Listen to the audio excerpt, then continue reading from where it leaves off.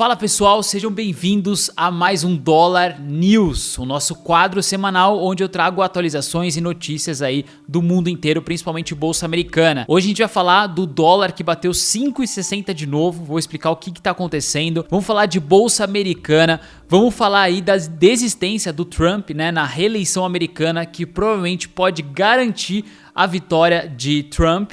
E a gente vai ver também resultados aí de algumas empresas, principalmente do Netflix aí, que vem com tudo. Vocês vão ver o resultado aí que veio muito bom. Então, se você já gosta do Dollar News, não esqueça de deixar a curtida aqui embaixo, que ajuda a gente bastante a trazer cada vez mais toda semana para você. Então já vamos começar essa enrolação olhando aqui para o preço do dólar, que nesses últimos 5 dias aí subiu mais 1%, né? Ele saiu de 5,48 para 5,54, chegou a bater seus R$6. Essa alta do dólar, ela se deve principalmente à preocupação do mercado em relação ao ajuste das contas públicas no Brasil. O próprio Lula e a Simone Tebet, que é ministra do Planejamento, disseram aí que eles não estão tão preocupados assim com as contas públicas e que talvez não vão cortar tantos gastos aí quanto deveria ser cortado. Até o próprio Lula chegou a dizer algumas vezes que ele precisa ser convencido que ele tem que cortar esses gastos públicos em si. Então basicamente aquela velha história do governo de querendo gastar mais, né, cobrar mais da gente com impostos e não quer cortar os gastos. E toda essa visão é passada para o exterior como forma ruim de conta pública, de gestão aqui no Brasil,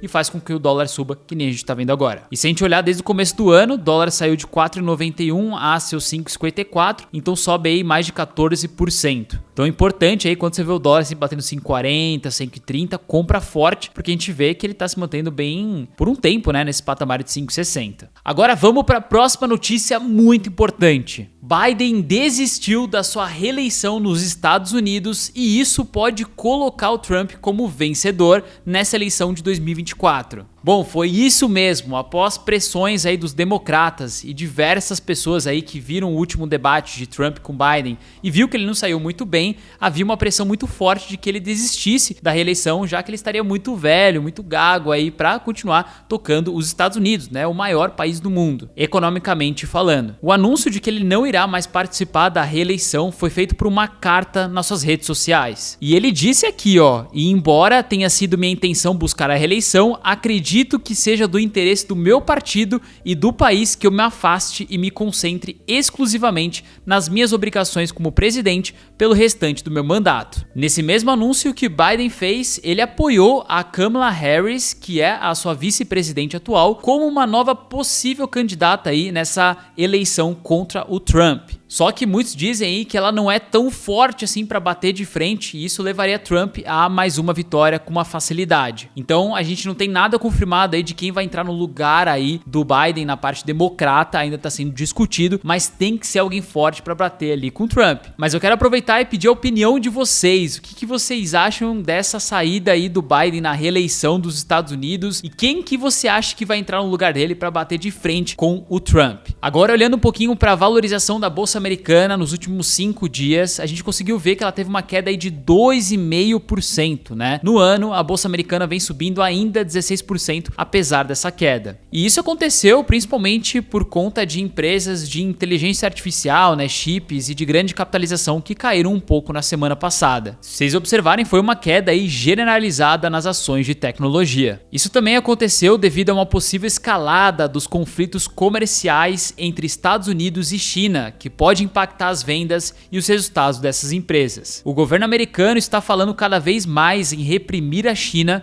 e proibir exportações para o país, considerando inclusive restrições mais severas se a empresa continuar dando à China acesso à tecnologia avançada de semicondutores. Bom, e um outro fato que deve ser levado em consideração com essa queda aí da bolsa americana, pode ser que alguns grandes investidores já estejam realizando lucro na bolsa, principalmente por conta do avanço aí da inteligência artificial que fez muitas empresas valorizarem demais. E outra coisa importante, em setembro está quase aí confirmado que a gente vai ter a primeira redução de juros nos Estados Unidos nesse ano, né? Ele vai começar a cortar e isso pode mostrar aí que a gente venha a ter algumas quedas nas ações e realizações de lucro. Se a gente olhar historicamente aqui, depois de o Fed ter aumentado bastante os juros nessa linha vermelha aqui e ter mantido os juros altos durante um período e começou a cortar, sempre gerou uma crise depois na parte quando ele começa a cortar os juros. Então você vê aqui que historicamente, depois que o juro subiu e ele começou a cair, gerou uma crise, que é essa coluna em vermelho aqui, o que fazia as ações também caírem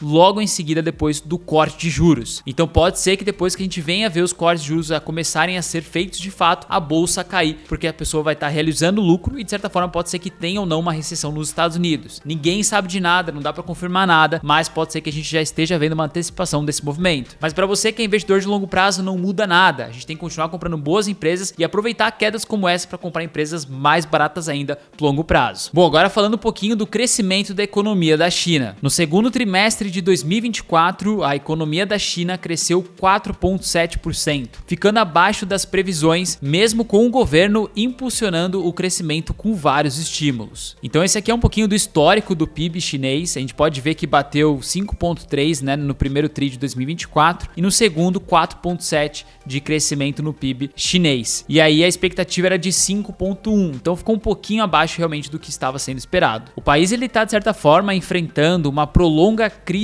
imobiliária, aumento de dívida aí dos governos locais e também uma fraca demanda dos consumidores domésticos. Com isso, eles estão aí lutando contra uma tendência de deflação, né, que é uma inflação negativa, além também de ver as importações caindo de forma inesperada. O governo chinês tem como uma meta um crescimento de 5% para o ano de 2024, o que muitos analistas consideram como uma meta ambiciosa e que pode também exigir ainda mais estímulos do governo. Agora vamos falar um pouquinho do apagão aí que aconteceu na sexta-feira passada e que deixou muitas empresas na mão. Na madrugada da quinta para sexta-feira, o mundo sofreu com um apagão cibernético que foi causado pela empresa CrowdStrike. A plataforma Falcon da CrowdStrike, que serve para detectar possíveis invasões hackers, ela teve um problema na atualização de software, afetando aí todos os clientes que utilizam desse Falcon aí da CrowdStrike. O grande problema é que um dos clientes grandes aí impactados foi a Microsoft, que teve todos seus serviços interrompidos e um crescimento enorme nos problemas reportados. A gente vê aí que a partir das 7 horas os problemas foram gigantes reportados em relação à Microsoft aqui, né, depois dessa grande problema de atualização. Bom, basicamente o que aconteceu é que vários usuários aí do mundo inteiro de Windows tiveram problema ao ligar o computador porque ele ficou travando. E isso aconteceu porque a Microsoft, né, que é dona do Windows, ela tem um software de computação em nuvem chamado Azure, que ele usa a ferramenta Falcon, que é da CrowdStrike, e basicamente alimenta o funcionamento de todo o sistema Windows. Então, basicamente o que aconteceu foi que a Azure, né, que é um sistema de nuvem da Microsoft,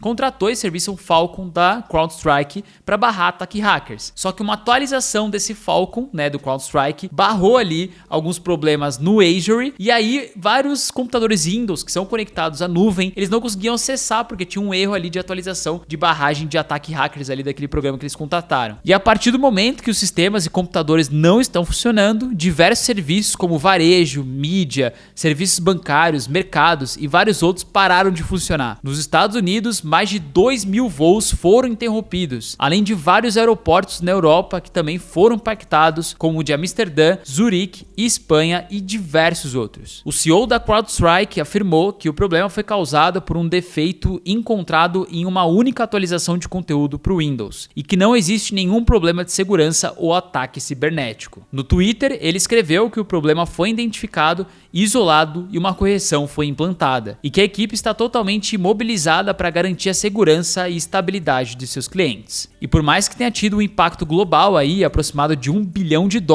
a própria Microsoft diz que em questão de algumas horas a falha já havia sido resolvida, mesmo com alguns problemas residuais podendo acontecer. E aí logo após essa identificação aí que o problema veio da CrowdStrike e da Microsoft, a CrowdStrike ela chegou a cair 17% no único dia e a Microsoft 3,6%. Essa queda nas ações da CrowdStrike tem total relação de receio dos investidores que colocam dinheiro nela, de ela perder um pouco de receita depois dessa erro aí de atualização, porque isso afeta o negócio indiretamente da Microsoft, né? Então pode ser que a Microsoft fala, pô, não quero mais esse problema para mim, não quero mais o contrato com vocês, e aí fazem com que eles perdem um dinheirão. Então ainda não se sabe se a base de clientes dele vai mudar depois desse apagão aí, se eles eles vão, de certa forma, continuar crescendo da forma que eles estavam. Então por isso que muitos investidores venderam assim antecipadamente. Mas no meu ver, isso não vai ser um grande impacto para a empresa, principalmente para a Microsoft, que chegou a cair um pouco, mas ela não tem nada a ver com esse problemão e continua sendo uma excelente empresa. Mas aproveitando, deixa embaixo aqui para mim nos comentários o que você achou desse apagão aí. E são nessas horas que a gente começa a ver, né, que todo mundo está interligado, às vezes por poucos sistemas, e que se o Windows desliga, basicamente você desliga o mundo inteiro. Mas deixa aqui embaixo a sua opinião nos comentários. Bom, agora falando de aquisições aí, principalmente do Google. De acordo com relatos, o Google estaria em negociações para adquirir uma startup de segurança cibernética chamada Wiz por cerca de 23 bilhões de dólares. A Wiz, ela gera uma receita anual recorrente de 350 milhões de dólares, tendo quase 40% da empresa da Fortune 100